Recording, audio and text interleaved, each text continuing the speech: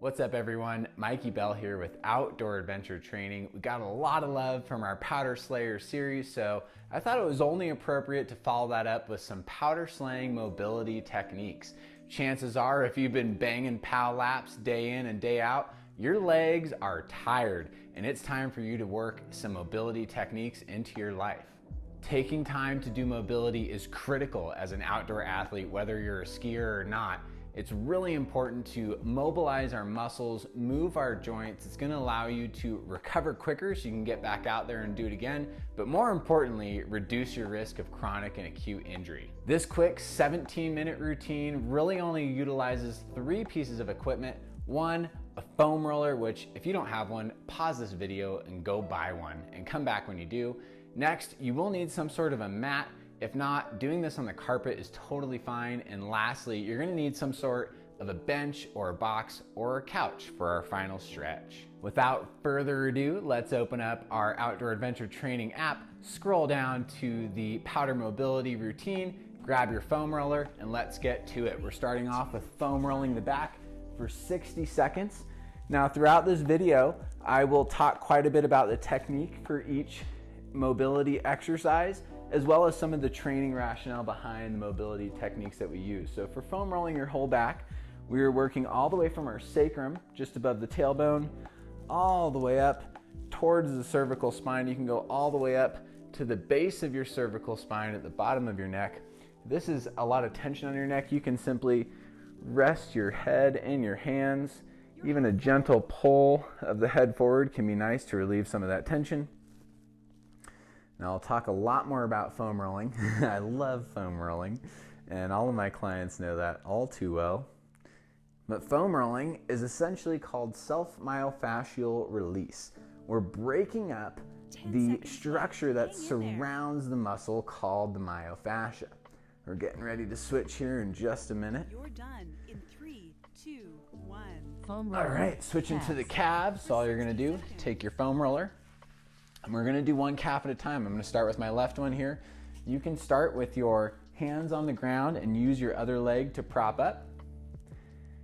And it might not feel super tight right away, but if you've been skiing a lot, I promise you it is, especially on that lateral structure.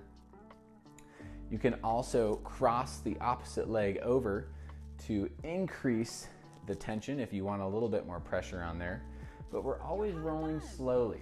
Really quick rolls could aggravate the muscle, which is kind of getting away from the point of all of this. We're trying to relax. A little different from our high intensity interval workouts. Trying to ease the nervous system, get those muscles nice and loose to hit another powder run tomorrow. So just rolling from the head of my fibula up here, all the way down towards the Achilles tendon. We're gonna go ahead and switch. Now, we'll also say this, if you're skiing a lot, or even just a moderate amount, a 17-minute mobility routine may or may not have a whole lot of effect in the longevity of your outdoor career. Similarly, foam rolling your calves for 60 seconds might give you a little bit of relief in the short term, but it takes a lot of consistent practice to really make gains with your mobility and flexibility, which is exactly why all of our training programs have daily mobility programming, because it is so important. It's just nice and slow here. Good rule of thumb is rolling at about 1 inch per second. So that's quite slow. That gives you time to really get in there, break up some knots and adhesions. Hang in there. And as we keep rolling here, I'll talk more about why we foam roll, some of the science behind it. Done in 3, but we're gonna switch up to the hamstrings. So just rolling the roller further up towards me. I'm basically gonna roll from the top of my knee up towards my hip. Same situation here. Roll that hamstring with the support of the other leg in your hands, or you can cross your leg over that leg to get in there a little deeper. So essentially foam rolling are tons and tons of benefits. But really what's happening on a physiological level is by putting this pressure here, we're one, increasing blood flow, which is great. It's bringing new blood to the tissue, which brings oxygen and nutrients that the muscle needs to recover. It's also taking old, stagnant blood and other toxins away from the muscle. which can help it recover quicker. We're also stimulating what's called the Golgi tendon organ, or the GTO. This is an apparatus within the muscle spindle that, when excited, foam rolling, stimulates hamstrings, relaxation through the muscle, which is exactly what we're going for. And that Golgi tendon organ, the GTO, takes a minimum of 30 seconds to activate. And really, once you get beyond the 1, 2, 3 minute mark is when it's really happy and your muscles get really relaxed. So what that translates to for foam rolling is, if you're not foam rolling for at least 30 seconds, the benefits aren't going to be as much as if you were to foam roll for a little bit longer. So just nice and slow on the hamstring. You can play with more of the external side of the hamstring, the bicep femoris. You can also work a little bit more medially. Semimembranosus, semitendinosus. 10 seconds left. Hang But in there. it should feel good. If at all it is painful, you need to back off, either decrease the density of your roller, foam or rolling, glutes and just piriformis. decrease the pressure. Okay, so glutes and piriformis. I'm putting my left glute on the roller. I'm leaning a little bit to that side, and we can just start here. Not a ton of rolling is going to happen here. We're going from the top of our sit bone up towards the iliac crest. If this feels good and like you want to take it a little further, you're going to take this ankle, or the side you're rolling, across the top of that knee. That puts that glute in a more extended position, stretching it out, which allows you to get a little bit deeper. Which, these are all progressions. Leave out what you will. But the more you practice this, the better it will get. Another really important thing with foam rolling is to remember to breathe. It's really easy to tense up and not breathe. But breath ultimately is the key to all relaxation. In 3, 2, Okay, 1. switching to the Foam other rolling, glute. I'm going to switch glutes sides and here just so you piriformis. all get another perspective. So again, leaning on that one side, I'm going to go right ahead and cross over. I love this one. Especially skiing, putting a lot of pressure on the glutes, piriformis. It's really important to get in there, break up some of these knots and adhesions. If you have been doing some of our workouts, great job. Those are tough, and stoked people are getting after it, making it happen. Would love to hear how it's been informing your skiing, if you're skiing better, if your endurance is getting better doing those workouts. Would also love to hear how this mobility routine feels for you. If you do find a point that's 10 seconds particularly left. Hang in there. tight, go ahead and just sit on it, and you can hold that for as long as you want. You might want to pause this video and do that. In 3, 2, Okay, 1. Foam getting rolling, into it now. Foam quadriceps. rolling the quadriceps. This can be pretty intense. Now, I did divide this into one leg at a time. If you want to do this both legs at once, that's excellent. One thing with foam rolling your quads, ideally, I'm going to switch over to one leg here, so my other leg just coming off to the side. We're keeping that quad in a somewhat relaxed position by keeping a slight bend in the knee.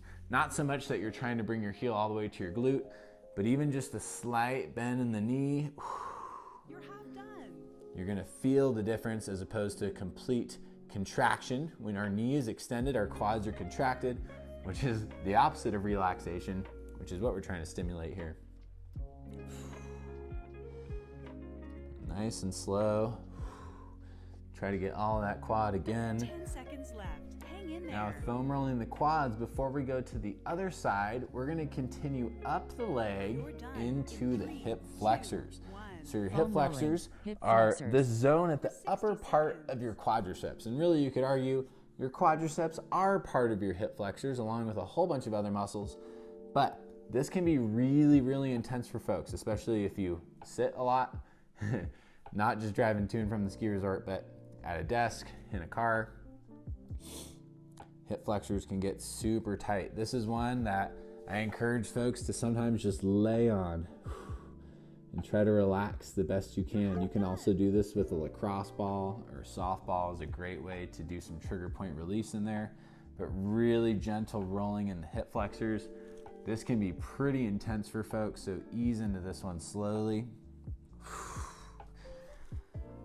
But very gentle rolling. With a lot of these, initially it might not feel like much, but the deeper you get in there, that muscle starts to open up and you will feel the sensation. In 3, 2, 1. Okay, so now switching to the other leg for the quadriceps. And then we'll go into the hip flexors next.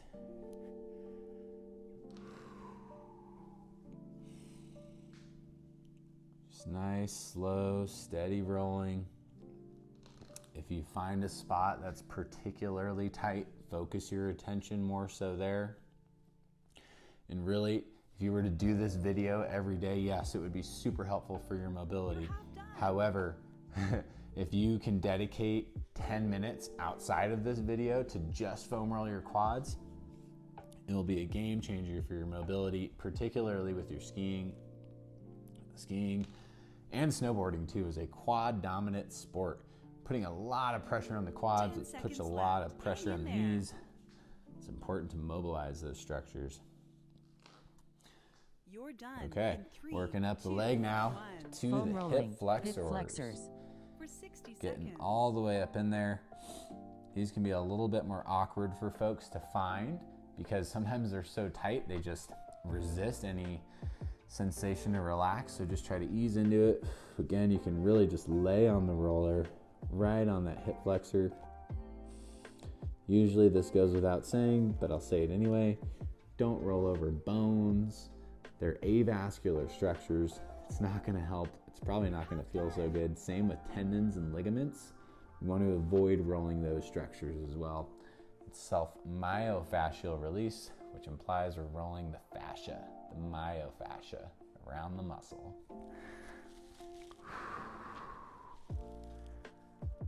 This is our last foam rolling exercise before we transition to some static stretching.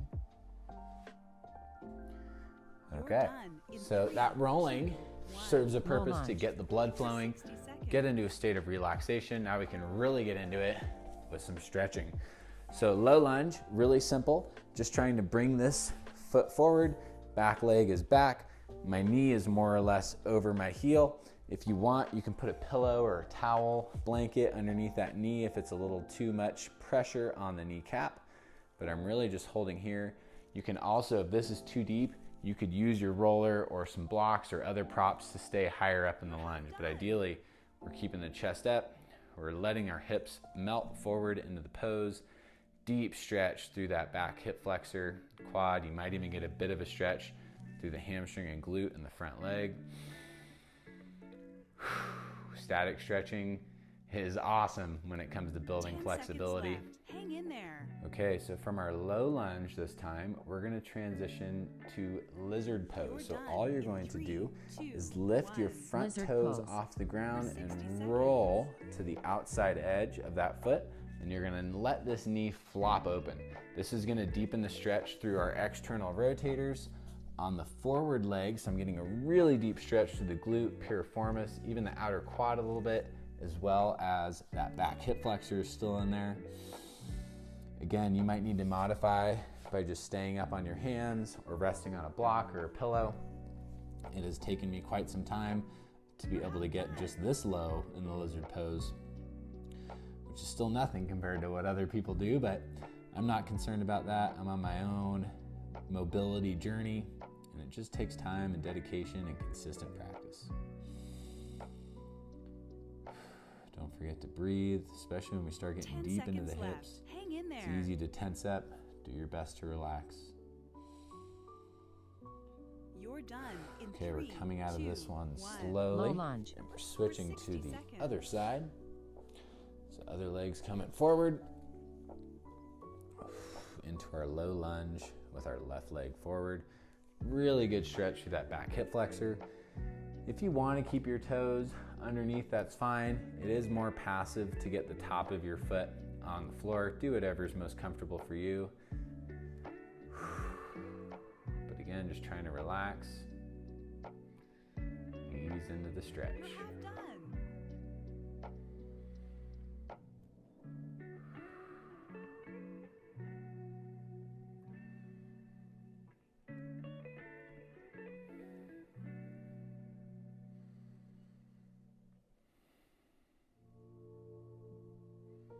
10 seconds left. Okay, Hang we're in gonna there. transition to our lizard pose on the same side. Put these two back to back You're on the same done side in because it's an 3, easy 2, transition, just 1. lifting that Lizard foot up pose. off the mat, bringing my hand to the 60 inside, seconds. rolling to the outside part of that foot, coming all the way down onto the forearms if it's possible. You can also stay up high. Nothing wrong with that at all.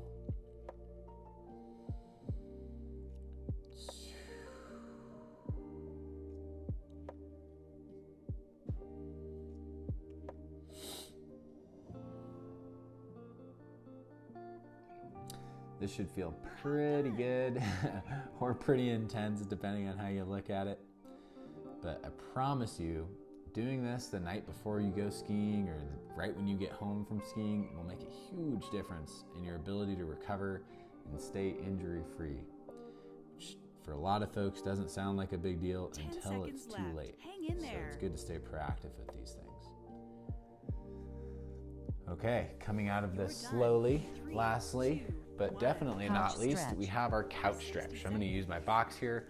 All I'm doing is placing the top of the foot on the edge of the box and dropping that knee towards the ground. Again, you may need to pad this, but I'm really trying to just get my head and shoulders over my hips. If you have to stay a little bit in a forward tilt, nothing wrong with that. Our goal though is to get into excellent posture. You should feel a very deep stretch from your knee all the way up through your hip. You might even feel this deep into your psoas and your core. Just holding this and breathing. Again, I'm not forcing anything. Staying pretty gentle with this. When we're in these deep stretches, our muscles are in a very relaxed state, and too much 10 pressure or seconds left. contraction Hang in there. could be problematic and cause those muscles to spaz out. You're done in 3, Okay, switching to 2, the other side, 1. last Couch stretch. stretch. You're doing 60 great. seconds. Hopefully this all Exercise. feels good, especially if it's your first time doing this. It can be tough. So give yourself some grace that you made it this far. Down the road, hopefully you'll be able to get up to 20, 30, 40-minute mobility routines, even an hour. That's really where it happens.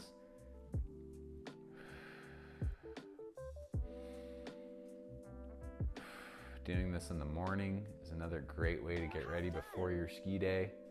As long as it's an hour or two before, you don't want to do this immediately before skiing. Talk about why in another video.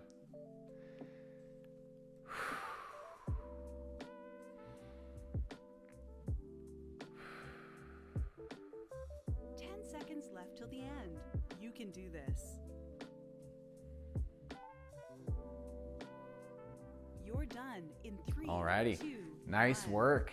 Great job. Hopefully that wasn't too difficult for you. Hopefully it felt great. Really, I can't stress enough the importance of incorporating mobility into your training routine. If you need additional support with that, please head to our website at outdooradventuretraining.com, book a free consultation, sign up for our base camp program. It's only $30 a month now for daily workouts and mobility routines, just like the one you followed today.